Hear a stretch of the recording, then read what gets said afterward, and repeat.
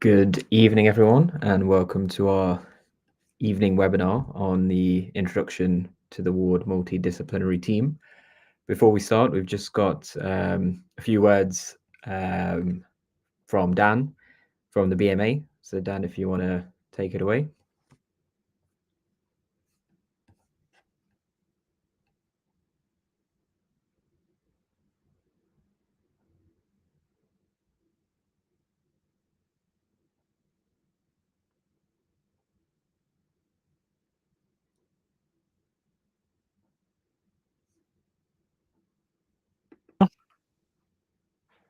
Can you hear me? Yep, we can do, yeah. Oh, perfect. Sorry. Don't know what's going on there. Okay, great. Yeah, I won't take up too much time. Yeah, just a little quick one from me. I'm Dan, I work at the BMA. Yeah, obviously we're on strike right now as things are till the morning. So I'm not crossing any picket lines by speaking to you. So first things first, I'm sure everyone's members. If you're not, and you're thinking about joining or rejoining, you can use that QR code on screen. You'll get your first month free. If you're joining or rejoining, it's not something that we do often. If you go on the website, you won't get sort of an offer. So yeah, make the most of that. It's obviously a good time to be a member. I think most everyone watching pretty much is a resident or a med student. So I won't take too much time with this, but I'm sure everyone knows what the BMA is and what it does. We're essentially your trade union professional association for med students and doctors. Three ways of looking at how we represent you individually, locally, nationally. Nationally, obviously, speaks for itself of what's going on at the moment with the resident doctor strikes. Locally, say you're a group of F1s, you've all got sort of similar issues with a part of your contract or in the workplace. We can come in and represent you all just on a general basis, and then individually, obviously, if you've got issues that are personal to you, annual leave, I don't know, pay, your rota, something like that, you can come to us. Sometimes we get a bit of confusion with companies like MD, MPS. So they're indemnity. So the best way to remember it is if you had to accidentally cut a patient, it would be indemnity you go to. Everything else, non-clinical, you come to the BMA for. So we're non-clinical, pay, rota, that kind of thing, just work-based relationships. Clinical is indemnity. So yeah, pretty easy way to remember it. Money is a big part of what we do. For better, for worse, we negotiate all the contracts in the NHS that you'll be working on. We recovered about £2 million back from members last year. A lot of this was members sending in pay slips, speculatively, and then we were going, look, that's wrong. We'll get that sorted for you. So yeah, pay, big part of what we do. Obviously, annual leave, like I said, everything non-clinical is what we help with.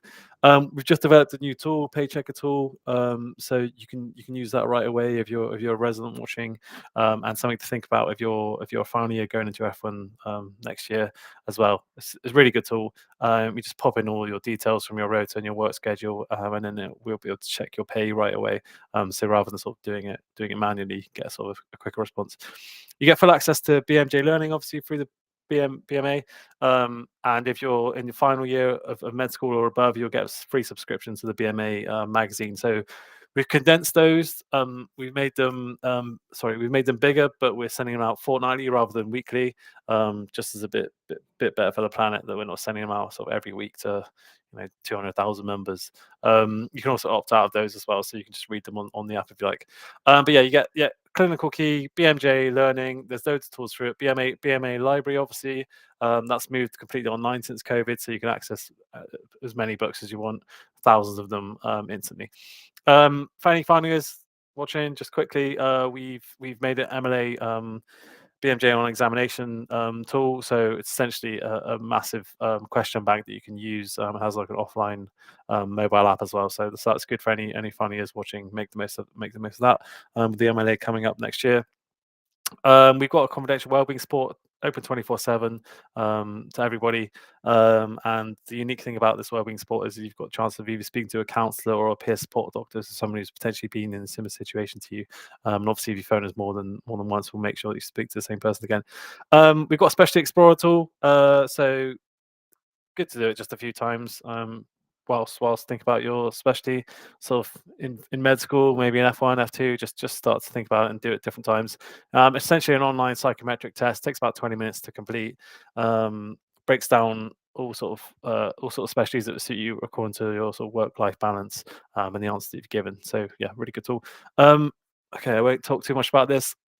About this time last year, we obviously got the 22% average pay increase for doctors, for resident doctors. We're obviously going again because this year the pay offer that's been implemented is only really 1% above inflation. That's now been sort of rolled into obviously an argument about job places. So yeah, the mandate runs out next month. So I know we're on strike right now. This is possible. It's probable that they're going to announce sort of the next round of strikes pretty much right away, which will be in December. And then yeah, we'll be rebalancing for another 6-month mandate. Doctor unemployment is obviously a massive problem. So that'll be sort of rolled into the mandate as well. So pay is obviously an issue, but also sort of unemployment is as big an issue, if not more. So that's sort of rolling into it. Yeah, as everyone knows, there was around 10,000.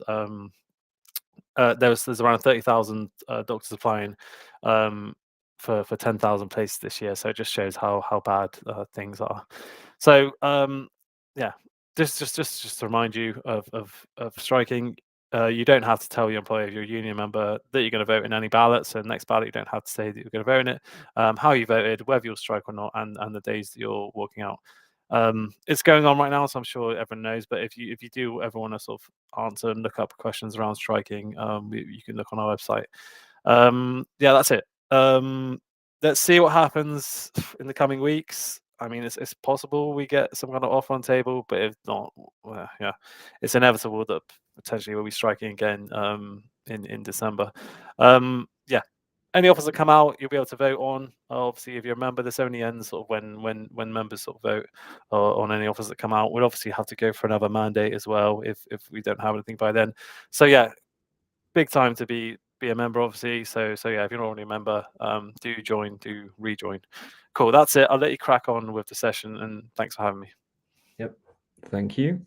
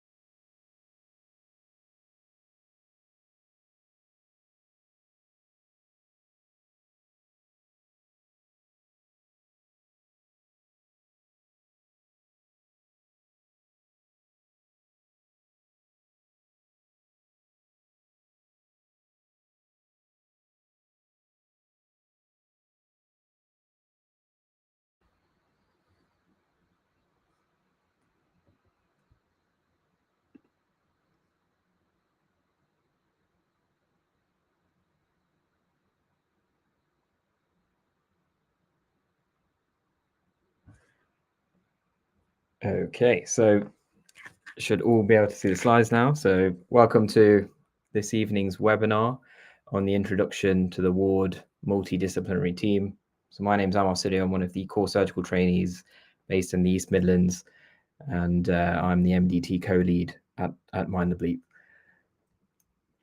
So the objectives for this session is essentially to gain an understanding of the common roles of the MDT in a typical hospital ward, which most of you as resident doctors or medical students will work on.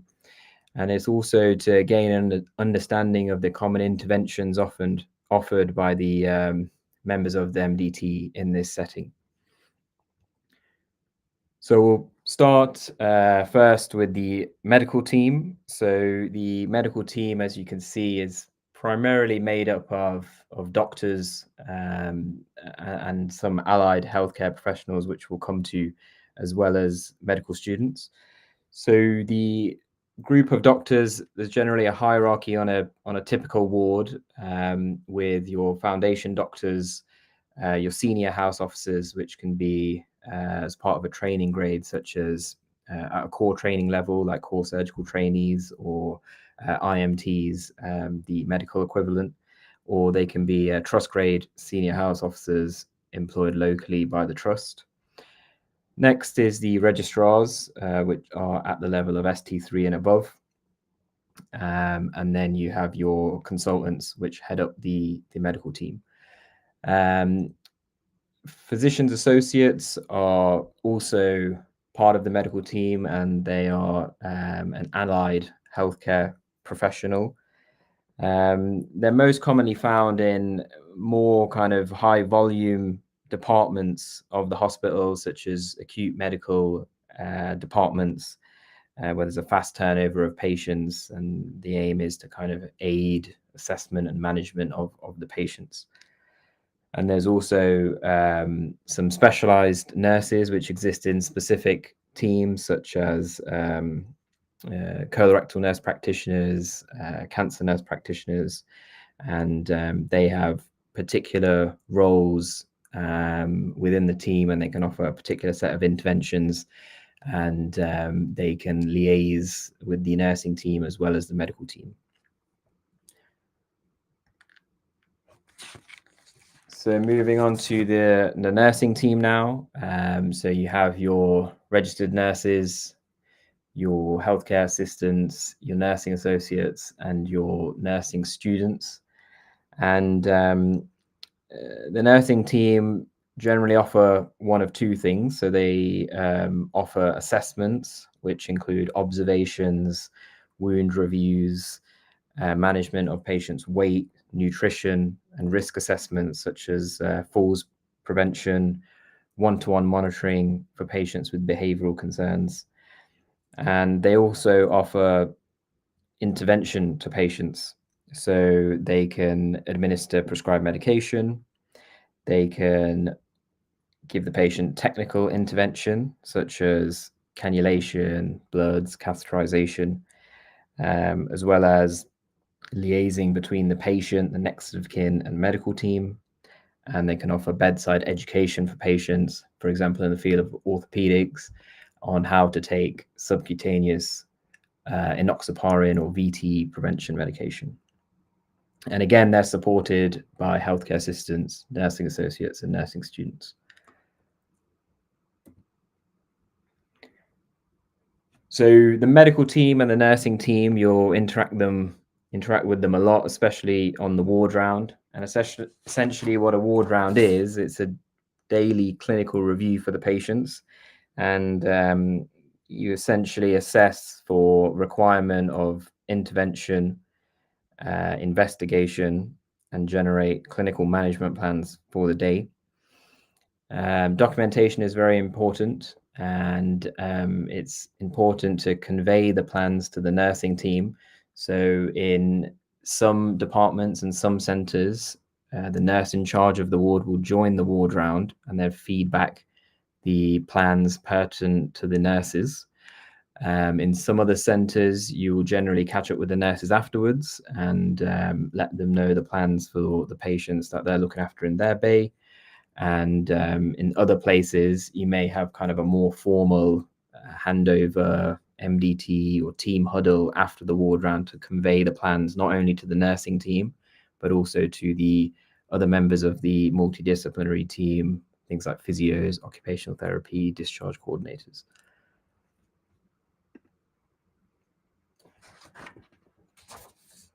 Physiotherapy, so they're also known as PTOT or the therapy team. Essentially, physiotherapists and occupational therapists generally go hand in hand in assessment of patients. And generally speaking, the physiotherapists focus on mobility and enhancement of gross motor skills, whereas occupational therapy are more focused on everyday tasks, things like washing, dressing, and kind of fine motor skills. Both of them together, they aim to increase the patient's independence, help with their coordination and balance. So one really important thing for resident doctors to know about, especially in the field of orthopedics, is progression of mobility through mobility aids. So frequently on ward rounds or in MDT discussions, you'll hear physiotherapists talk about the patient's ZF+1 or AO1 or using a hoist, rotunda. So it's useful to know basically what these terms are, and it gives you an idea of how far the patient's progressing with their therapy goals. So if we start kind of here, this is our transfer aids. So you have the hoist, which is for patients who are unable to support their own weight or unsafe to mobilize. So this could be patients with profound muscle weakness, critical illness, or unsteadiness. So this is an example of a mobile hoist, but in more specialized centers, you can get ceiling track hoists as well, and they allow safe transfer of the patient from bed to chair. The next one here is the rotunda. So this is an assisted standing aid. So it's for patients who can bear weight with help, but have limited mobility or poor stepping ability. So essentially, the patient stands on the platform, supporting themselves by holding onto the handles here. And the platform then rotates, allowing them to turn their body without taking steps. So it's quite useful in bed to chair transfers, but it does require the patient to have some upper body strength. Here we have the SARA study. So it's another type of standing transfer aid, and it can be used to transfer patients from bed to chair, but it can also be used to mobilize the patient kind of further afield, such as the bed to the bathroom. And it allows a patient who can partially weight bear to pull themselves up into a standing position with assistance using the handles. And once they're upright, these seat flaps are lowered, allowing the patient to be seated and then transferred. So progressing through to the mobility aids now. So we've got a collection of Zimmer frames here. So a Zimmer frame is a walking aid for patients who are able to stand and take steps, but they require support for balance. Initially, when a patient is using a Zimmer frame, you may hear ZF plus AO1, which is Zimmer frame plus assistance of 1 or assistance of 2. So there's a variety of Zimmer frames here, and the patients generally start on this type of frame, which is a standard Zimmer frame. It's got 4 legs. It's very stable, and it needs to be lifted up for every step. And then they can be progressed to a Zimmer frame with wheels at the front, and this allows smoother movement, and it can be pushed rather than lifted. This is an example of a gutter frame where a patient can put their forearms into these padded structures, and that's useful when the patient's unable to bear weight through their hands and wrist. For example, if they had suffered a distal radius or forearm fracture, they can still mobilize with use of this gutter frame. Moving on to sticks, there's a variety of sticks here, and this is a kind of a tripod stick or a quad stick. and then this is your general stick, and then there's some crutches here. So this is your standard crutch, and then this is your auxiliary crutch. And these are how patients can progress. The stairs assessment is generally gives you a good indication of the level of mobility of the patient. It's generally done towards the end of the mobility assessment, especially in the field of orthopedics, when you hear the patient is getting their stairs assessment or will pass stairs, is likely to pass stairs today. It's a good likelihood that they'll be fit from the physiotherapy point of view. And if you don't have any medical concerns, it's likely they'll be fit to leave the hospital and discharge home.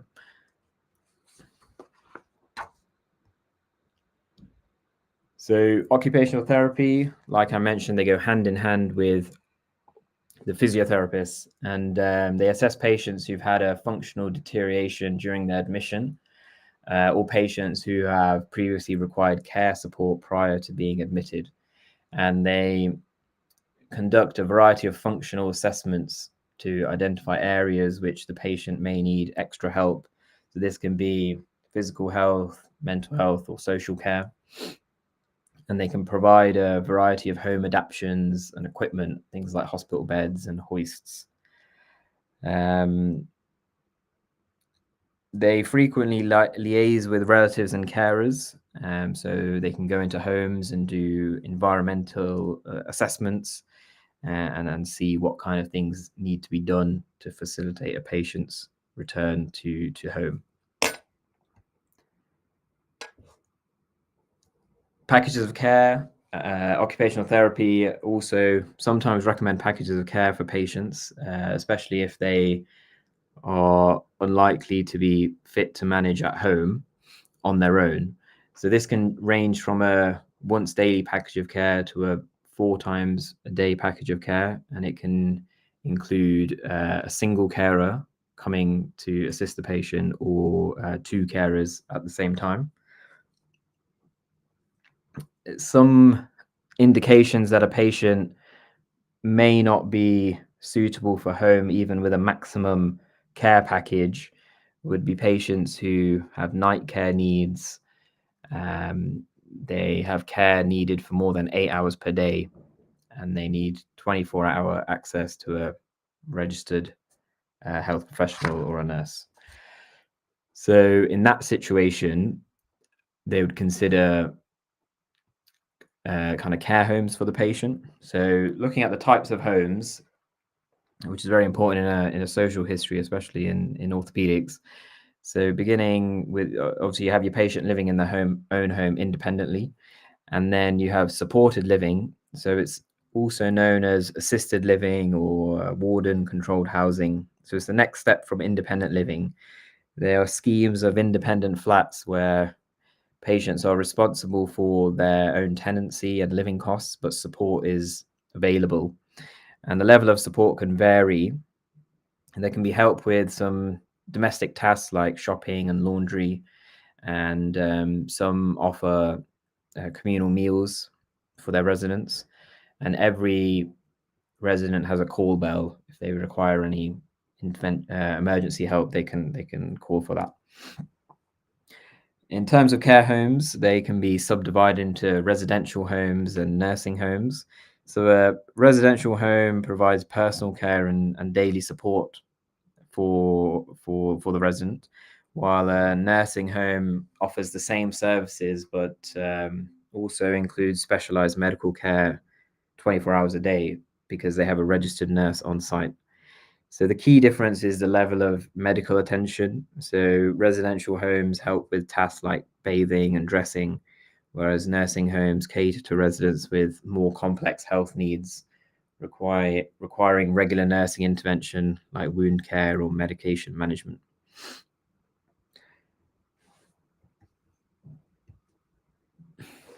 Moving on to pharmacy. So pharmacists and pharmacist technicians have the envious job of monitoring the patient's medication while they're admitted in hospital. So they take full drug histories from the patient, and they ensure that all of the patients' admitted medications are appropriately prescribed. And they also have a good role in reviewing prescribed medications and ensuring that any drugs that require monitoring as per the guidelines are being monitored. And they also involved in dispensing medications for home use. They are an important role in liaising with community pharmacy teams, especially for patients who can't independently manage their own medication. And they also provide medication advice.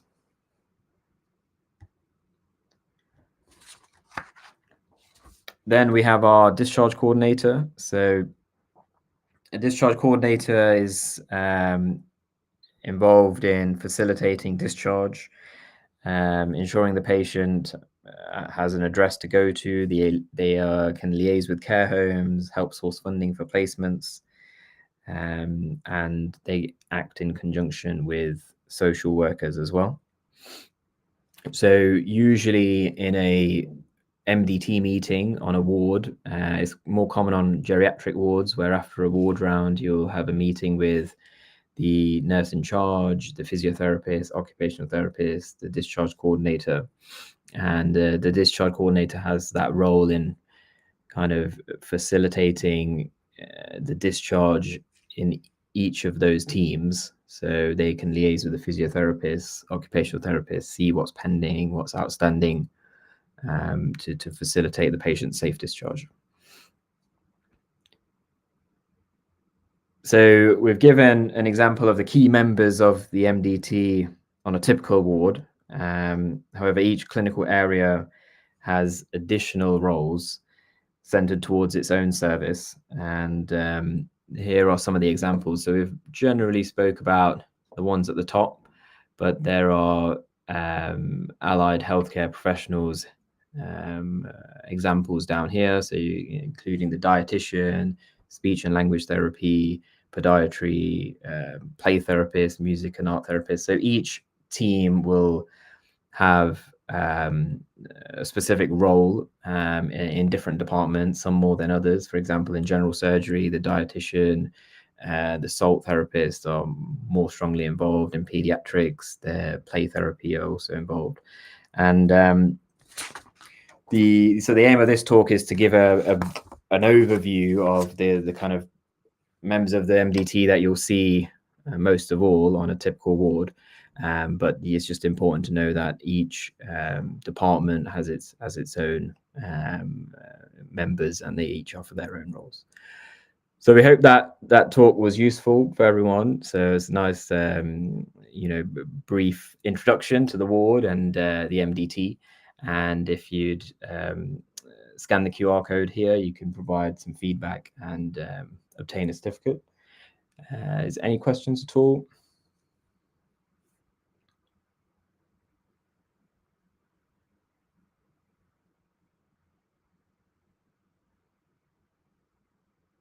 No.